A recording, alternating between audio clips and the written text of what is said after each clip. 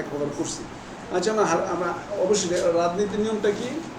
ফেরত নীতি। আমরা আগে আমরা কমনগুলির মধ্যে আগে বুঝি। দেখেন, স্বামী আর মৃত্যুকালে মাথা রেখে গেছে দুজনই আছে, স্বামী আর মাতা।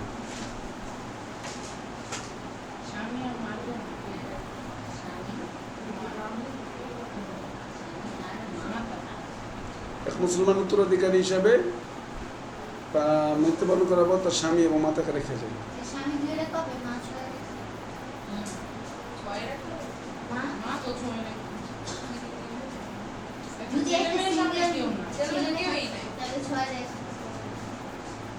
ছেলে মেয়ে না থাকলে 6 রাখবে না।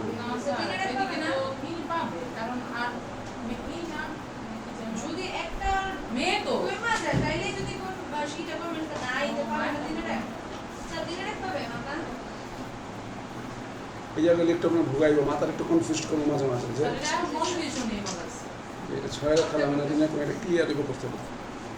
আমরা কত জিনিস খেয়াল রাখবো, স্বামী স্ত্রী আছে কিনা সব সিঙ্গেল, মাতা পিতা আছে কিনা সিঙ্গেল, আর একটা সন্তান আছে কিনা, এগুলোর উপর ভিত্তি করে এখানে 3-এর 1 6 রাখার ম্যাটারটা চলবে। কোনোভাবে যদি একাধিক সন্তান থাকে তাহলে মাতার ওই চান্স রাস্তাটা বন্ধ হয়ে যাবে। না থাকে তখন যদি স্বামী নর্মালি পাবে, পিতা তখন 3-এর 2-এর মতন পাবে, মাতা তখন 3-এর 1-এর মতন পাবে, এক কন্যা থাকলেও মাতা 3-এর 1-এর মতন পাবে। কিন্তু 3-এর 2 হইলে এই একাধিক সন্তান হইলে মাতার স্ট্রাকচারে যেতে পারবো না। তাহলে স্বামী আর মাতা অংশ দেন 2-এর 1 3-এর 1 2-এর 1 3-এর 1। মানে এখন এখানে অলক্ষণীয় বৈশিষ্ট্য খেয়াল রাখেন, জাহানারা রত্ন আপনার জেনে রাখেন, রাজনীতিতে স্বামী বা স্ত্রীর অংশ বাড়বে না, যা আছে তাই থাকবে। স্বামী বা স্ত্রীর অংশ মানে বাড়বে না, মানে ফেরত পাবে না। স্বামী বা স্ত্রী কোনো অংশ ফেরত পায় না, ওদের অংশ ফিক্সড।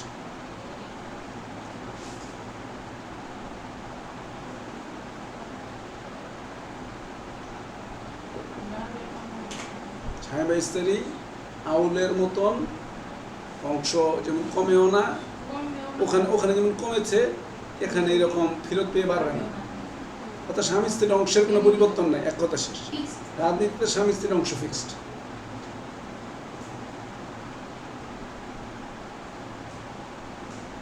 এবার তাহলে মারা কর্তৃক দিবেন, বাকি যা থাকে 3-এর 1 দেওয়ার পর যোগ করে বিয়োগ দিয়ে যা থাকবে আমার মাকে দিয়ে দিবেন। তাহলে দিন শেষে কত আসবো? 2টা যোগ দেন, যোগ দিয়ে মোট 1-এর বাদ দেন, বাদ দিয়ে বাকিটা ফেরত দেন, ফেরত দিয়ে এবার যোগ দেন। যদি আমরা চলতে চাই বুঝতেছি যে কত পাইবো, তারপর আপনার করে বের করবেন। মাতা ওই যে বললাম যে স্বামী পিতা মাতা আর 1 কন্যা এইরকম যদি থাকে তাহলে মাতা এখানে 3-এর 1 দিতে হবে। যেটা 1 কন্যা নাই তারপর এখানে 3-এর 1-এর মধ্যে করবে, 1 কন্যা থাকলেও 3-এর 1-এর মধ্যে যেতে হবে। 2 কন্যা থাকলে আবার এটার মধ্যে 2 কন্যা তো না, 3-এর 1 যাবে।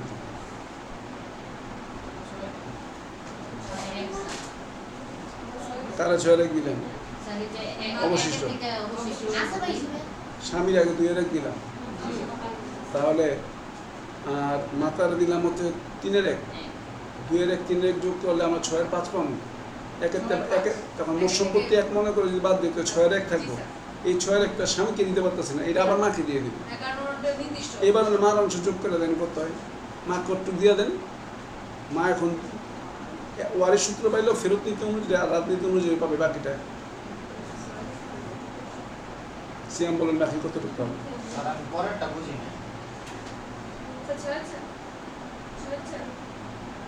6-এর 4 কেমনে? 3-এর 1 আর 6-এর 1 যোগ করলে কত হয়? 3-এর 1 না, মাতা 3-এর 1, মাতা 3-এর 1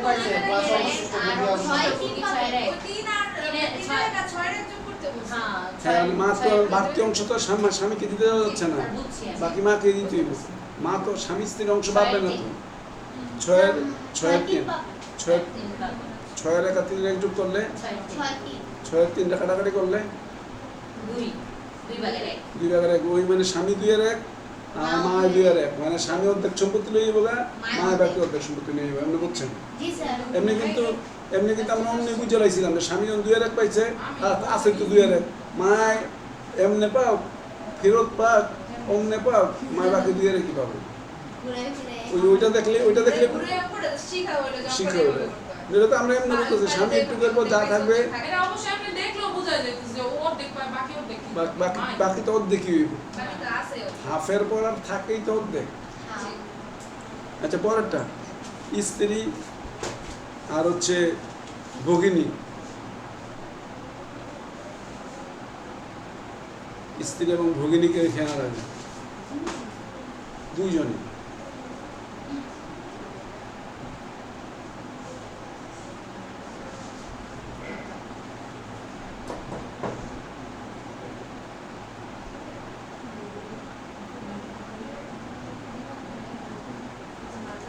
হ্যাঁ, আমাদের ক্যালেন্ডার অনুযায়ী কালকে হচ্ছে 2রা রবিউল আউয়াল। এক ইসলামিক গণিতবিদ, খুব বিখ্যাত ইসলামিক জ্যোতির্বিদের মতে কালকে নবীজি ইন্তেকাল করছেন 12 তারিখে। না, একটা মত হচ্ছে আগামীকাল, একটা মত বলছে আরো 3 দিন আগে গেছে।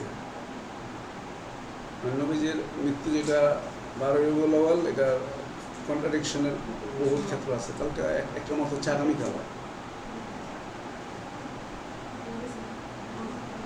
আল খাওয়ারিজিমি ওনার নাম। আল খাওয়ারিজিমি বলছেন জ্যোতির্বিদের আলোকে দিন গণনা করে আল্লাহ রাসূলের যে ডেটটা কাউন্ট করা যায়, এটা মোটামুটি তৎকালীন সময় রবিউল আউয়াল এর 2 তারিখ হবে।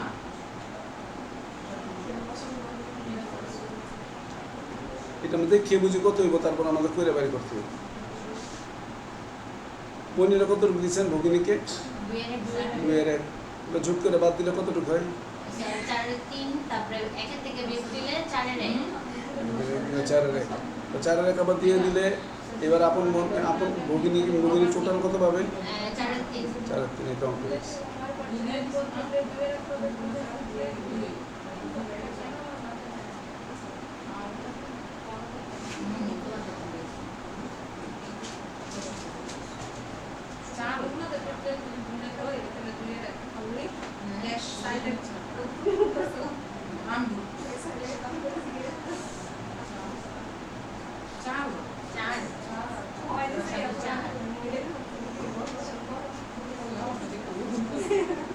এবার মৃত্যুকালে রেখে গেছে। এরপর খায়রুল দেওয়ান মৃত্যুকালে রেখে গেছে স্ত্রী আর পুত্রের কন্যা। পুত্রের কন্যা, স্ত্রী এবং পুত্রের কন্যা।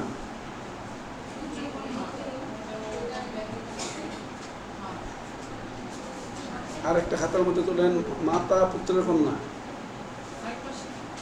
আর একটা তোলেন। হ্যাঁ, এই দুটো করতে থাকবেন।